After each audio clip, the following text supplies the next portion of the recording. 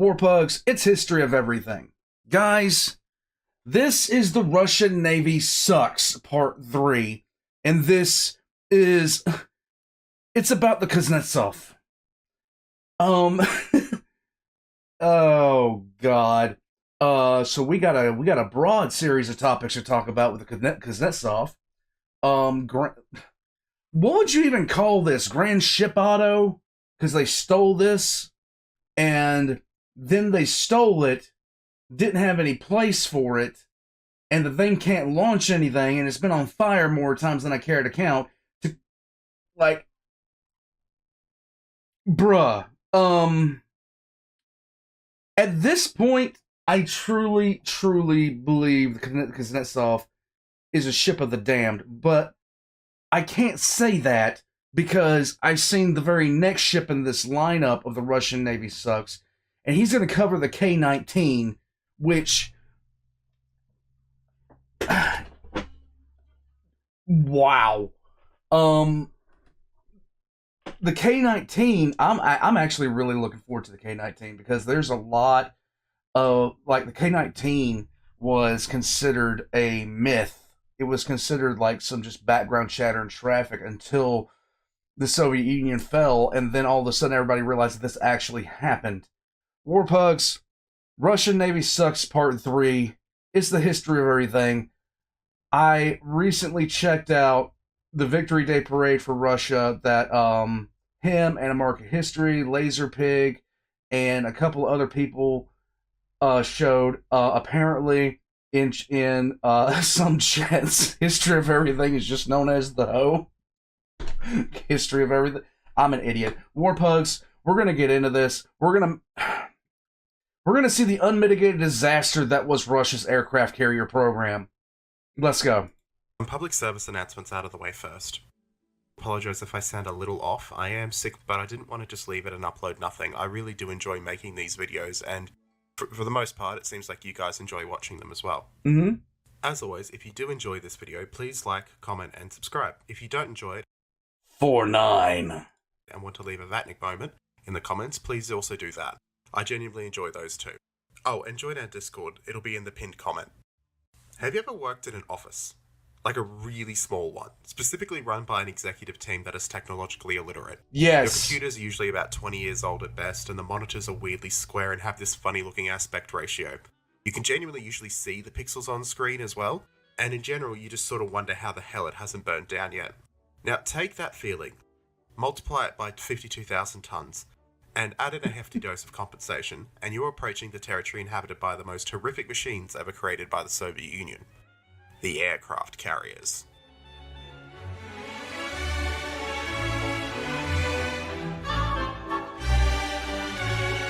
That's accurate. That is accurate. That's even more accurate.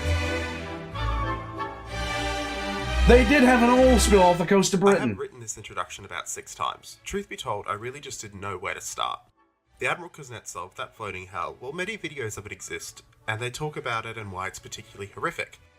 The thing is, though, when you're making a video about something that is horrifically shit, you have to ask yourself a very important question. What's that? Where the fuck do I start? And for that reason, I've opted to start at the beginning of Soviet naval aviation. The Mossad. No, not that one. That's the best picture ever. That's the best picture ever. That's the best picture ever. I was talking with somebody recently, like, because I watched the Victory Day Parade stream, and I quite literally started cackling because Ukraine could put on a Victory Day Parade and have more Russian vehicles that they've towed off than Russia showed. That one. Oh.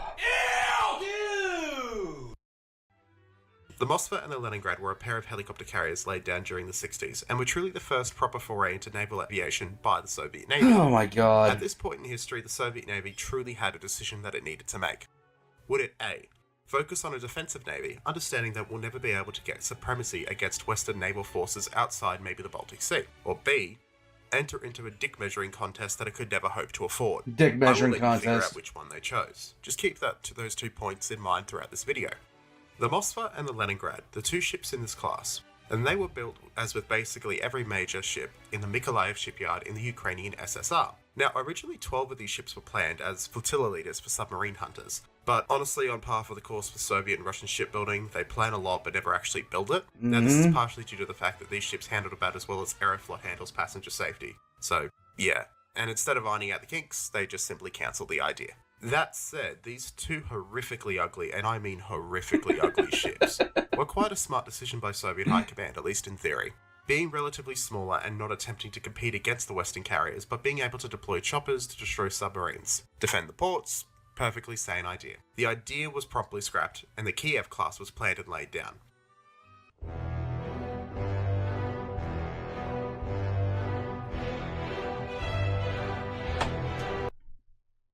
Okay, one, I will say this. It looks nice. It looks really, really good, okay? If I saw this on the seas, I would think this is a really great ship, just by appearances alone. And that's the problem with Russia. They want things to look impressive. Doesn't matter that it's shit. Now, this is usually the point where tankies and wannabe tankies, also known as Trotskyists who never got the chance to run over people in tanks, bring up the Montreux Convention, saying that the design had to be this way because otherwise they would be stuck in the Black Sea. To that I bring up the Ulyanovsk. Didn't stop them planning and starting to build that, did it?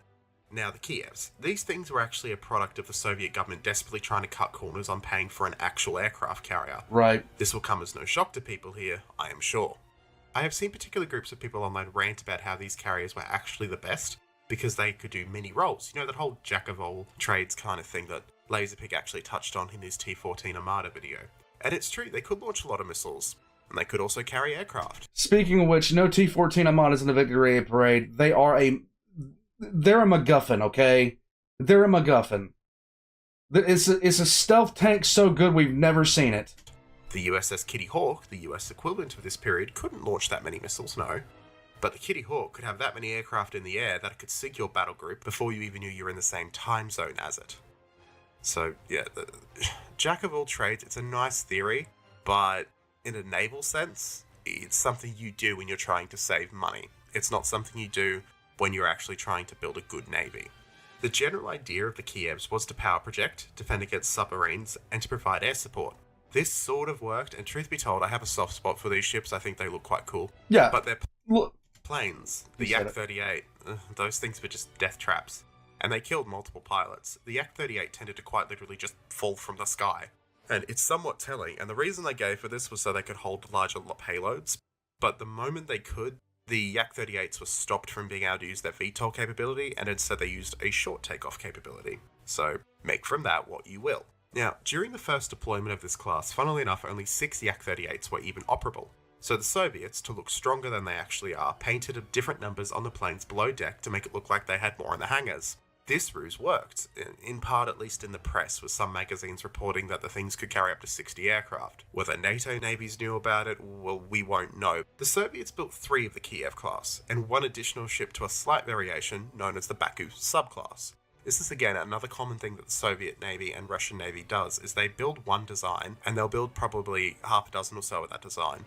And then they'll build a slightly revised design. It'll still fall under that subgroup, but it'll be completely different. I mean, look at the Krivak class frigates. Like, a Krivak 1 and a Krivak 5 are completely different ships, yet they all fall under the Krivak subgroup. It's a weird thing you'll get used to with Soviet naval jargon, essentially, and how they handle their ship classes, so it's just something to be aware of. It's quite interesting. The ships that were built were the Kiev, the Minsk, the Novorossiysk, and the Baku. Unfortunately, these ships were plagued by maintenance issues throughout their existence. Really? And honestly, Really? Maintenance issues in the Russian Navy? I can't fathom how that happened. Were all Soviet large ships. In the case of Novorossiysk, she had such a bad fire in her engine rooms that she was scrapped in Pohang, South Korea shortly after the fall of the Union. She was just not worth trying to fix. Weirdly enough, the first 2 ships, Kiev and Minsk, are now a theme park exhibit and a luxury hotel in China. What? Bruh. What? Because that's what you do with an old clapped-out Soviet aircraft carrier when you're done with it. You make it into a theme park. You know what? I can't fault it. I would if I could. I absolutely would if I could. The last ship in the class, Baku, is now the INS Vikramaditya. INS Vikramaditya. It's Indian. It's in the Indian Navy, and it's got the prefix INS, and it starts with a V. How she got there is quite a funny tale, and it's a good indicator of, well, what the Russian Navy is like, and Russia in general. So the deal of a lifetime. The worst trade deal ever made. Baku entered service in 1987 and then was renamed Admiral Gorshkov in 1991. She was then deactivated in 1996 because she was too expensive to operate on a post-Cold War budget. India... Post-Cold War, like 1993 Russia couldn't even afford a box of Cheez-Its, okay? At this time, was looking for a way to expand its carrier aviation capabilities. And on the 20th of January 2004, after years of negotiation, Russia and India signed off on a deal for the ship. The ship itself would be free, while India would pay US $800 million for the upgrade and refit of the vessel, and an additional $1 billion US for the aircraft and weapon systems. Okay. The deal also included the purchase of 12 single-seat MiG-29Ks and 4 dual-seat MiG-29K UBs, with an option for 14 more aircraft. The total cost, US $1 billion, yeah, that was not going to last. Further to this, there would be 6 camera of Ka-31 Helix reconnaissance and anti-submarine helicopters, torpedo tubes, missile systems, and RD units. It was the works. The carrier was going to get refitted for them. The immense upgrade involved stripping all weaponry and missile launcher tubes from the ship's foredeck, converting the Gorshkov from a hybrid carrier cruiser into a pure through-deck aircraft carrier. I never understood the thought process behind this, and this is a problem. Now, I didn't know that the Indian carrier was actually this particular ship, but carriers are just make them carriers. Stop trying to do everything else with them. The announced delivery date for the INS was August 2008, allowing the carrier to enter service just as the light carrier, the INS Virat, retired. Virat being the former HMS Hermes of Falklands fame. She would then have her life extended. Now the delays would begin. Issues were compounded by ongoing cost overruns, leading to high-level diplomatic exchanges between India and Russia. India finally agreed to pay an additional $1.2 billion US for the project, doubling the cost just to get the bloody thing done on time. However, ongoing difficulty with the delivery schedule pushed the expected delivery back to 2013. Oh my god. In July 2008, Russia reportedly needed to increase the price by $2 billion US, blaming the unexpected cost overruns on the deteriorated condition of the ship, and citing a market price for a new aircraft carrier of $4 billion. Who cares? You told them... Russia.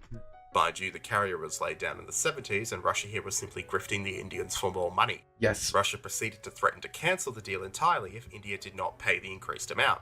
On the 7th of December 2009, Russian sources indicated final terms had been agreed on, but no delivery date had been set. On the 8th of December 2009, India and Russia were reported to have ended the stalemate over the Admiral Gorshkov price deal by agreeing on a price of $2.2 billion US. Moscow had asked for $2.9 billion for the carrier, nearly 3 times what was originally agreed upon by the two sides in 2004. In April 2009, a scandal over the project proceeded to emerge when it came out that a senior Indian Navy officer had been blackmailed to influence the situation and negotiations over the Gorshkov's sale to India. This is not surprising. Of course he had, because this is Russia. Commodore I'm just going to ignore his first name. Commodore Singh had been a senior figure supervising the refit of the carrier, working as the principal director of the project in Russia. He was discharged from service for this incident. Remind me again why so many Indians chest thump for Russia online.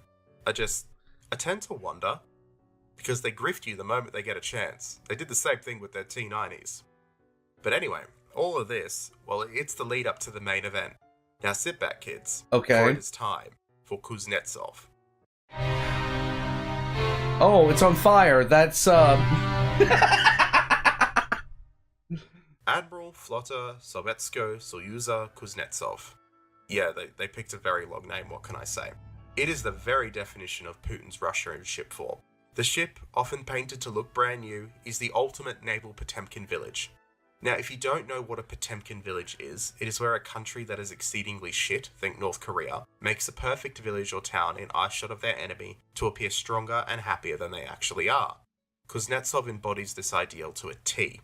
In the modern world, an aircraft carrier is the ultimate status symbol. It allows you to project power all throughout the world and truly be one of the world's most powerful countries. The United States of America can famously appear off your coastline at any given time with one of its 11 supercarriers, and instantly have, in the case of nearly every single nation, a stronger air force than you, not to mention the power of a US battle group. When you do the math, NATO can deploy a total of 15 carrier battle groups across its member states. 15 full carrier battle groups with spare escorts. It is honestly just mental, the projection power that NATO countries have. Britain has 2 carriers that can theoretically form into battle groups. France has 1. Italy has a carrier. Granted, it's not as big, but it's still quite powerful. And that The woman has entered the room. No, you can't. Hold on a second. Sorry about that. We just had to do some, we're driving out for close on a house tomorrow, so we had to do some planning. So had to get that done. Let's get back into it. US has 11. China has 2 carriers in commission, with another one being built, and then another one Tofu Drag is the name of the third one. How one. far along it is. India has a pair, and Japan has 2 destroyers that, well, not They're really carriers. destroyers, are they? You can't really call yourself a destroyer when you can launch F-35s, I'm just saying.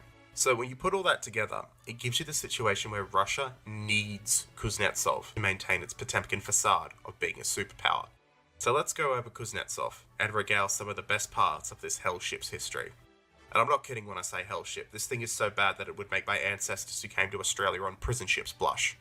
So Kuznetsov, let's start at the beginning, when she was stolen, because yes, Russia stole this ship. Following the KGB attempted coup in 1991 and the declaration of Ukrainian independence, the ship, built in Ukraine, being fitted out in Ukraine, was therefore declared Ukrainian property by the Ukrainian government while being in a Ukrainian port. Just want to emphasize that. Yeah. Evidently, 2/3 of the ship's company agreed, but we'll get on to this. A Russian admiral from the Northern Fleet gave the order to the captain, however, to sail to Murmansk and join up with the Northern Fleet as a, well, then Soviet, but becoming a Russian ship. He promptly offloaded the 2/3 of the ship's crew who didn't want to abscond to Russia and stole the ship, sailing it incomplete to a port in a country that didn't have the facilities to maintain it, let alone finish it. 4 years would pass, and in 1995, the Russians, eager to try and dick measure and pretend they were still a superpower, sent the Kuznetsov to the Mediterranean to practice flying operations. From the 23rd of December 95 through to the 22nd of March 96, Kuznetsov made its first 90-day Mediterranean deployment, with 13 Su-33s, 2 Su-25s, and 11 choppers aboard. The carrier was accompanied by a frigate, destroyer, and an oiler, and was ordered to perform continuous flight operations until 2100 every single day. Nope. Given that the Barents Sea during this time of year basically has no light, it made a lot of sense to send the ship to the Mediterranean. It was the perfect location for the Russians to do this. The moment the ship passed Gibraltar, the freshwater filters proceeded to die, and the crew were limited to 20 minutes of water every single day. So 10 minutes in the morning, 10 minutes at night. And the heating and air conditioning also didn't work properly on this thing as well. During this deployment, the carrier would lay at anchor off Tartus in Syria, desperately trying to get things to work again before leaving for home. Admiral Kuznetsov would remain in port, preparing for another Mediterranean deployment following this one, scheduled for the winter of 2000 to 2021. This deployment was promptly cancelled due to the explosion and sinking of the nuclear-powered submarine Kursk. See my latest Russian Navy sucks video for more on that. Kuznetsov would participate in the search and rescue operation for the Kursk, along with the salvage operation, in the year 2000. Plans for further significant operations were postponed or cancelled, and the ship would make occasional voyages, with only one major deployment to the Med for the foreseeable future. This brings us up to September 2005. During a particular exercise, an Su-33 just fell off the deck while taxiing. It's not that embarrassing. Happens to a lot of nations, to be honest, so we'll let that one slide. Now hell would begin. Hell would really begin. From the 5th of December 2008 to the 2nd of March 2009, Admiral Kuznetsov made its third Mediterranean deployment. On the 5th of December 2008, the carrier and several other vessels left Severomorsk for the Atlantic for a combat training tour, including joint drills with Russia's Black Sea Fleet and visits to several Mediterranean ports. On the 7th... I would just rename the whole thing at this point. You just strip it down, call it something different. Maybe the name is cursed. of January 2009, a small fire broke out on board the Kuznetsov while she was anchored off Turkey. The fire, caused by a short circuit, led to the death of one crew member by carbon monoxide poisoning. Not even a month later, on the 16th of February 2009, the ship was involved in an incredibly large oil spill off the coast of Ireland. On the 2nd of March 2009, Admiral Kuznetsov would return back to her home port. The Russians admitted that they cocked up royally here regarding the oil spill, but naturally, being the Russian government, it pretended the oil spill was 10 times less than it actually was. I'm not even kidding, they pretended it was exactly 10 times less than it actually was. Until the British turned around and went, you know it's in our backyard and we can see it, right? In late 2011, the Kuznetsov would set sail for Syria on deployment, and this voyage was relatively uneventful until early 2012, when sailing through the Bay of Biscay on her way home. She broke down and had to be towed by an ocean-going tug. From now, Kuznetsov would not sail without having a tug at all times, so unreliable were the engines becoming. Now this unreliability, this is the thing that is talked about a lot with Kuznetsov. Where does it come from? Well, remember when I said they stole it? The thing about Kuznetsov is that flat out, the Russian Navy could just not maintain it. The Russian Federation is, and I cannot stress this enough, not the Soviet Union. Right. It is not the Soviet Union in any way. Everybody has forgotten this fact when it comes to talking about Russia's power prior to their invasion of Ukraine. Everybody expected Soviet Union level coordination, everything like that. They didn't have that. Even the Soviet Union didn't even have as much coordination as they were, touted to be able to have. So the sheer fact that they couldn't pull I'm not diving in that rabbit hole. My God, I talked to Locke and a couple other people yesterday, and I really could not put into words my feelings about Russia at this point. Only shipyard that could effectively maintain the Kuznetsov once she was built was Mykolaiv in Ukraine, where the ship was built itself. So when she was in port, Kuznetsov, like so many other ships in the Russian Navy, would constantly have her engines running to provide the ship with power. The Kuznetsov ran on fuel so dirty that it would make Skid Row look neat and tidy, and it ran on this fuel because it was cheap. Basically burned her boilers out to oblivion, and they will need to be replaced. I want to contrast this to a country that uses conventional aircraft carriers, large ones, and that would be the United Kingdom. They have HMS Queen Elizabeth and HMS Prince of Wales. The moment these ships sail into Portsmouth, they are effectively switched off, right, and the port facilities are plugged in, like a big power plant. Right. You have to be able to turn everything off to maintain it. You have to be able to do that. They never turned the damn thing off. They just kept on pumping fuel into it. It was my God. About it like a laptop. When you're at home, you plug your laptop into charger. The ships are then constantly maintained, and this is the difference between a competent navy and the Russian Navy. Right. Back to the Kuznetsov.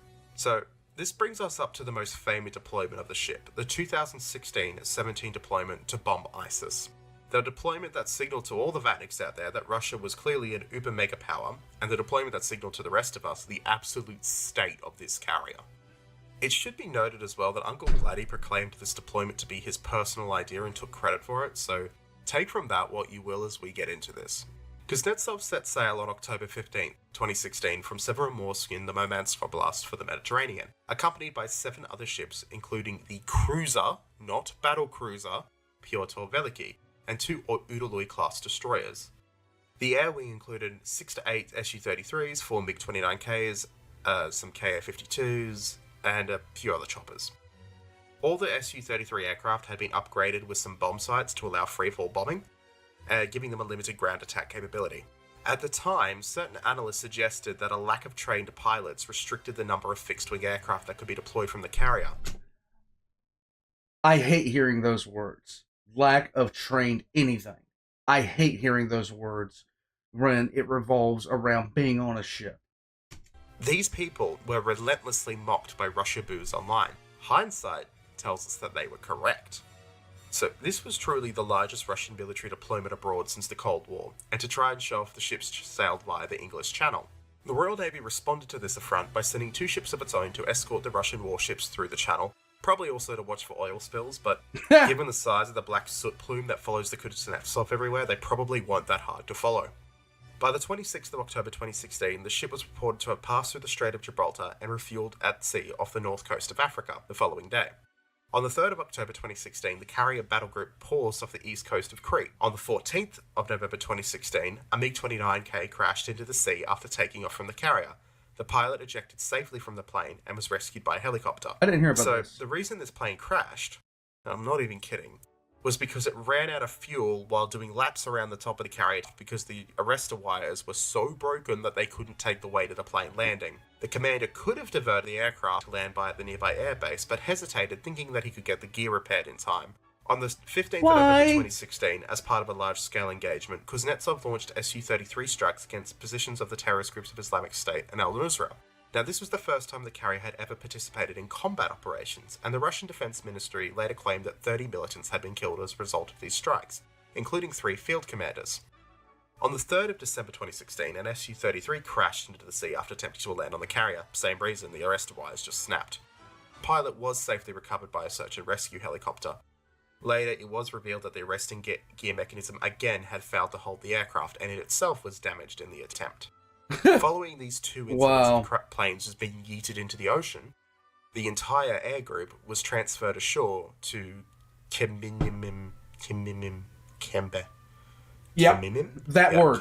Air Base near Latakia to continue military operations while the carrier's arresting gear issues were addressed. The ship would later be ordered back to Russia following this deployment, her aircraft undertaking over 400 sorties. Although it must be noted, less than a quarter of these sorties were actually flown from the ship, and were instead flown from land-based aircraft. So utterly clapped out was the carrier now, they would enter an extended period of maintenance where she still is today. But our story doesn't end here, it just gets worse. Admiral Kuznetsov started an overhaul and modernization program in the first quarter of 2017 to extend its service life by 25 years, finally addressing the issues in the power plant and electronics, according to Russian sources. Okay. On the 30th of October 2018, disaster would strike again, with floating dry dock PD-50 losing power and sinking. Remember when I said there weren't actually the facilities to maintain this ship outside of, well, Mykolaiv, where it was built? Well, the one thing that could take the weight and to get it out of the water was this floating dry dock. Right. And while this dock was sinking, a 70-ton crane smashed into the ship's flight deck, leaving behind a 19 square meter, or 200 square foot, gaping hole. One person was... I've only heard half of this, and that half was enough to convince me that this ship was doomed. Reported missing. This is Russian naval code speak for dead. And 4 were injured as the dry dock sank in Kola Bay. The ship was actually in the process of being removed from the dock when the incident occurred and was towed to a nearby yard. The cost of repairing the damage was estimated to be at about $1 million. Now, this is just the damage to the carrier, not to the floating dry dock. way. It was fucked. You'd think, though, being that it was holding the Glorious flagship, the dry dock would have a backup system. A generator, perhaps? Why would we do that? A fuel tank? You'd be correct in this assumption. However, 2 sources disagree here on what happened. Truthfully, they're both fucking hilarious, so you pick whichever one you want. Either the plant manager siphoned off and sold the fuel for money, or he never bought the fuel in the first place and took the money for it. 50-50, both are hilarious. In late May 2019, repair work of the aircraft carrier was again underway. That same month, it was also announced that 2 large graving docks in Murmansk would be merged and enlarged to accommodate the ship. The work would take about a year and a half. It had taken over 20 years since the fall of the Soviet Union when the Russians got the ship, but they were going to finally make a dry dock to fix the bloody thing. There you In December go. 2019, a major fire broke out on board the ship as work continued on the refit. 2 people died, and more than a dozen were injured in the fire, and damage was again estimated to be about $8 million. In June 2021, Vladimir Korolev, Vice President of the United Shipbuilding Corporation, announced that the overhaul and upgrade package of Kuznetsov was expected to be completed by the first half of 2023.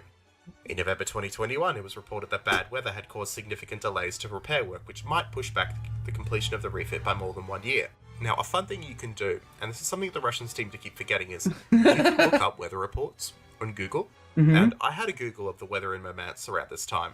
It varied between light rain, light snow, and about 3 or 4 thunderstorms. Must have been horrific if it stopped work. Must have been really bad light rain and light snow. Yeah. The ship was finally dry docked on the 20th of May 2022. By the 27th of July 2022, the dry dock had been drained, allowing repairs on the aircraft carrier to commence. On the 15th of August 2022, the head of the United Shipbuilding Corporation confirmed that Kuznetsov would be handed over to the Russian Navy in the first quarter of 2024, and that the ship is expected to remain in service for at least another 25 years. There you go. On this 22nd of December 2022, the ship caught fire again. There we go. The fire was extinguished and there were no casualties.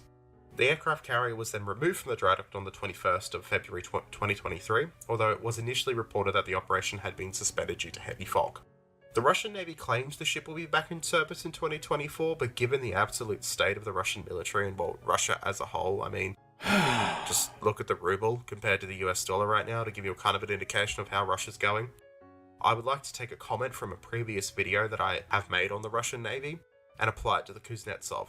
And this is from someone saying that either their close family relative or friend was a shipbuilder in the Mykolaiv shipyard. Just let it die.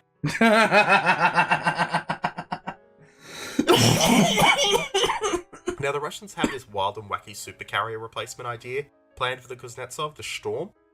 But personally, I don't think it will ever be completed, considering they're still building 2 landing ships that are set to take over a decade. And if they are all completed, they probably won't be. Odds are, well, what kind of state are they going to be in? Meanwhile, the Kuznetsov's sister ship, Varyag, she was about 60% complete when the Soviet Union fell, and she was sold to the Chinese. Mm-hmm. China has since completed the ship, and she is in service with no reported major screw-ups. Granted, it's the Chinese Navy, so you wouldn't know if there was anything, but still, Kuznetsov tends... He said it all, that last one. It's the Chinese Navy. Like, this thing could be sitting at the bottom right now, we wouldn't know about it unless we took satellite pictures at this point. It's the fuck up massively in front of the camera. If Lian Lang is doing it, then it's quite quiet. The Chinese would actually even build a larger ship based on the Kuznetsov's lines, the Shandong, and she is still in active service as of today. They are no Nimitz-class freedom machines, but by all accounts they appear to be competent ships, and managed quite competently. Similarly, the ex-Baku in Indian service has had very few incidents occur, reinforcing the point it isn't the ship, it's the whole rotten structure. Right. The Widowmaker, or more historically accurately, Hiroshima, imagine that, nicknaming your own submarine Hiroshima, will be the next installment in this series. And I will probably take a little bit longer given that I have to explain something about nuclear physics in it, and I know, well, somewhere between jack shit and fuck all about nuclear physics from a scientific standpoint, so I got a lot of reading to do. This video was a lot longer than I normally make, so if you prefer the longer form video, please let me know. I am planning a Alexander Kolchak video, and it would be about this length, so if you'd like it in one part, happy to put it up in one part, provided it's, not an hour and a half long, because I'm trying to explain how a Slovak getting a rock thrown at him by a Hungarian leads to the supreme leader of Russia getting executed. It's a whole thing. We'll get on to it. More pugs.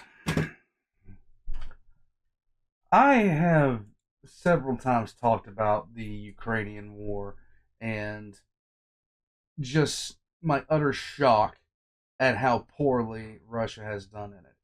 And if you're going to defend Russia, just don't. There's no defending this anymore. There's no defending it. There's no amount of excuses. There's no amount of BS that I can actually, pay attention to at this point about this thing anymore, because my God, it has been an utter crap.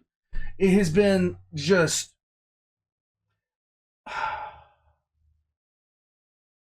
It keeps getting worse the longer I look at it. It keeps getting worse. Warpugs, I'm going to head out from here. History of Everything's links going to be in the description down below. Be sure to check him out. The K-19 is next. And my God, the amount of screw-ups that you can't screw this up this many times, this often, without something like the K-19 happening. If you've never heard of the K-19,